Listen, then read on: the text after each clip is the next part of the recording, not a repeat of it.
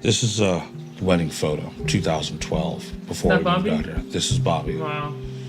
Oldest, second oldest, third oldest, the baby. Robert Jones and his family moved to Pasco County, Florida in 2015 after their oldest son, Bobby, was kicked out of the neighboring school district for fighting. Soon, they were visited by the sheriff's Strategic Targeted Area Response, or STAR unit, which was created to, quote, hunt down prolific offenders. It was the first of many visits to come. Pinellas County Sheriff's Department wanted to come by and introduce the STAR team to my family. We heard about your son in the other county, and we want you guys to know that we'll be keeping an eye on you. A few days later, deputies arrested Bobby, claiming they'd found sandwich bags with trace amounts of weed during their first visit. He was 15 at the time. Bobby was acquitted of the charges, but then the sheriff's office seemed to turn their focus to Robert. They started coming every day, 3, 4, 5. They didn't even wait for me to come home. They'd come home early when my kids were home and bang on the windows and doors and, where's your dad at? Where's your brother at? Robert says the STAR team started ticketing him for things like his grass being too high or his address being hard to see from the street. Well, the numbers aren't very visible from the roadway because of the lights in the way. It has a 0 on it, but... Oh, okay.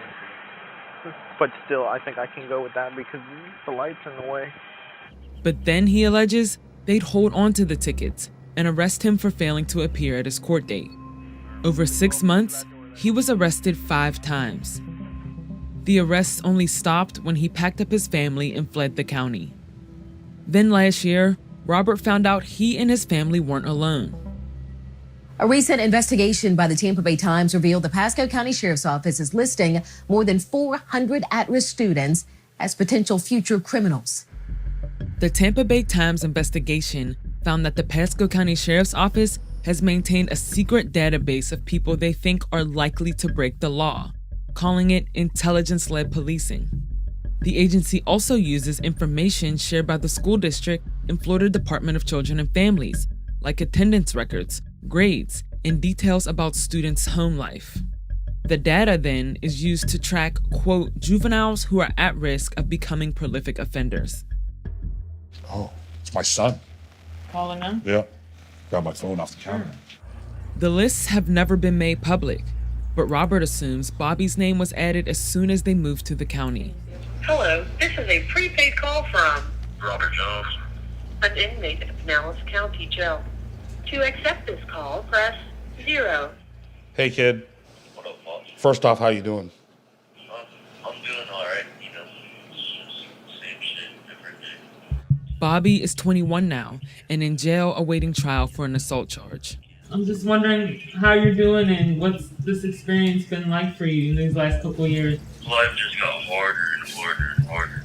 Even though I was trying to do better as a person, they'd pull up to my school to harass me. They'd pull, it just was nonstop. It was like every day, multiple times a day. Bobby, did the deputies ever say that they were ever going to try to help you? Well, yeah, I would say the first day that I met them, that's what they said their intentions were. When they introduced themselves and said they'd be seeing me more, I didn't really understand what they meant.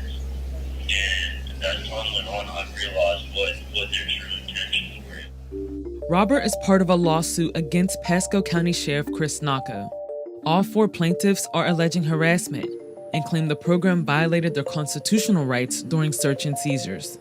Sheriff Nacco has denied the claims, defended the constitutionality of the ILP program, and moved to dismiss the case. The school district is also facing backlash for its part in the ILP program. This spring, a coalition of parents and national civil rights groups joined together to push the district to stop sharing information with the police indefinitely.